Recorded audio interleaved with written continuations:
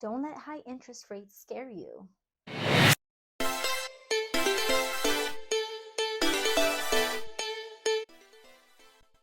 Is the current housing market headed for a crash? While according to Keeping Current Matters, 67% of Americans say a housing market crash is imminent in the next 3 years. However, current data shows today's market is nothing like it was before the housing crash in 2008. Back then, mortgage standards were less strict. Hi, I want to buy a home. Okay. What do you have to show for it? I got money and a job, part-time. Does that work? I'll take your word for it. Come on in, sign this paper, we'll get you a home. This high-risk lending led to mass defaults and foreclosures, which led to falling prices. Today, things are different, and home buyers face much stricter standards from mortgage companies. Another common fear is the ever-rising interest rates.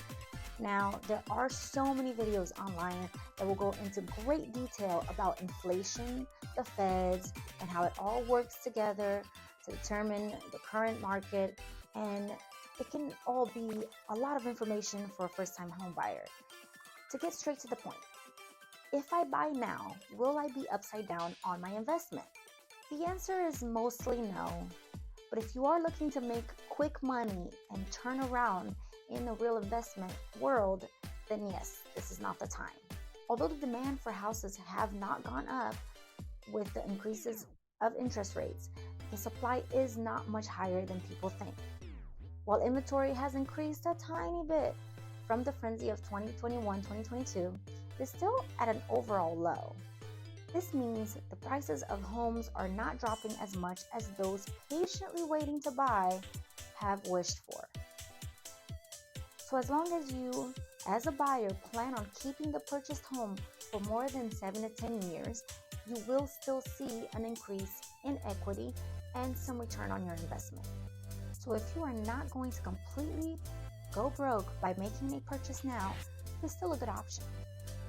Let's say you are currently renting a 2-bedroom condo at $1,500 a month, a steal, and you plan on staying there for another 3 years until your kid graduates from junior high or something.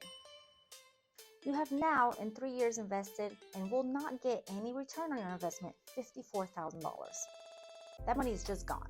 It is in your landlord's pocket. Now the same type of home is for sale in the exact same neighborhood with the exact same floor plan valued at around $245,000. So renting, you're $54,000 in the hole compared to $245,000 in the hole from buying. Let's look into it further because, why would people even buy them? For this scenario, we'll say you have a fair credit of $680 and your monthly income is about $5,000 a month. So it makes better sense to get an FHA loan as rates right now are currently lower and you could put 5% down payment. You're now looking at a monthly mortgage payment of about $1,630. This payment is set. It is not going to go up depending on the mortgage type. And there are some fees included like origination fees or mortgage insurance. Now let's calculate closing costs, mortgage down payment, into that 3-year period of mortgage payments. Okay, so we put down $12,250. We paid $1,500 in fees, and with 3 years of $1,630 monthly mortgage payments, we got $58,680 for a total of $72,430 in investment in a 3-year stay. About $18,000 over renting. Also, not all that money goes into the principal. Most of it will go into the interest payment. From principal payment, it's only at $647 a month, meaning after 3 years, you only put in $23,292. So you still owe the bank $221,700. It gets way more confusing, trust me. What we have to know is if you want to sell this property, are you getting any money back? Any return on your investment? You gotta take equity into consideration and find if it is worth to buy after all. So after 3 years, you decide you're going to sell the house, and let's say the market fluctuated because we are in a downturn economy and you haven't built much equity. So $245,000 in the hole, and that's what you're going to sell your house for, the exact same. You still owe the bank $221,700, and now you have a profit of $23,300, which is, again, exactly what you were over on renting the $54,000. Was it worth the headache? Not really. But let's say you keep this property for 10 years, and data shows that historically, equity on homes increases at a pace of about 2 to 5% annually. So we add that to your 10-year investment, and let's be really generous here and stay in the lower end since our market is kind of crazy and we can't really predict the future. Let's stay in the low end at 2%. We're looking at a new price of $299K. And we're back to the rent scenario. It's now been 10 years and you have put in $180,000 in rent. And let's be honest, your rent is not going to stay at $1,500 for 10 years. But we're being generous in this scenario. You have spent $180,000 and you leave with nothing.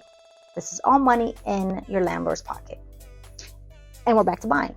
It's now been 10 years. You've spent $195,600 in payments, plus all your fees. You're at $209,350. You probably paid some property taxes as well, so add another $12,000 there, and now you're at an investment of $221,600. And now you want to sell after 10 years. Your loan is now at $155,110. So you sell at the new value of $299K. You minus that $155,000, and how much do you have in your pocket?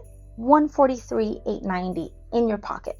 So although you only spent $180K instead of that additional $30,000, you are still adding $114.5 in cash flow to your pocket when you leave this investment. And this is a simplified worst case scenario, not putting inflation, rise in rent, and so many complicating factors that would make this number way more appealing when you want to buy. So are you confused? I'm sure. It's a lot of numbers. To sum it up, if you are planning to make money in real estate right now, waiting will probably be beneficial. But buying now is still profitable if you look through long-term lenses. If you plan on staying, you will make that profit.